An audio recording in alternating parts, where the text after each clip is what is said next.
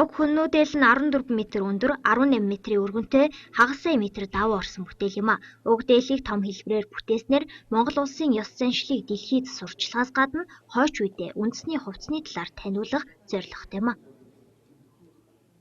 Үнэхээр бол Монгол эмэгтэй хүний одоо ур ухааныг дэлхийд таниулах үнэхээр энэ гайхамшигыг тийм ээ хаач одоо энэ дээлийн шилб тэр нарийн одоо эмжээрийг бол ойж чадахгүй шүү дээ дэлхийд тийм ээ. Тэгэхэд Монгол хүн одоо ийм уран ухаантай, ийм авиаслаг, ийм урттай гэдгээ бол дэлхийд таниулахад бас манай салбарын бас айгүй том онцлог гэж одоо ойлгож байгаа. Монгол үндэснийхээ хувцсыг өмсөх хэрэгтэй гэж зөвлөж тулахаас илүү тухайн хувцсныхаа мөн чанарыг ойлгох нь чухал юм а.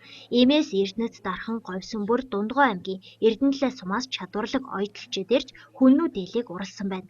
Ер нь дээлийн мөн чанар философи гэдэг агуу хаан байдаг.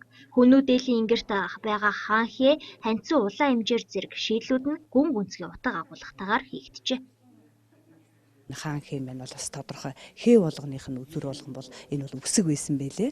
Тийм учраас одоо хаан хээтэй дийлэн өсгөд бол тодорхой энэ эр хүний хэмрэл ундааг өсгөх энэ одоо тэр нэг зориг тийм ээ тэр нэг хатуужил төвчээр энэ бүх маань бол одоо бүгд цогцоороо шингэсэн ийм одоо бүтээл байсан. Уг дээлийг 2 сар гарын хугацаанд уралжээ. Дээлийн бүтээгчид Монгол бахархлын өдөр 5 давхар байшинтай тэнцэх дээлийг өмсөн хэлбэрээр үзүүлэн болгож харуулахаар төлөвлөж байгаамаа. Энэ дээлийн загвар нь Монголын улсын төв музейд хадгалагдаж байгаа хүннүү дээлээс ихтэй байна.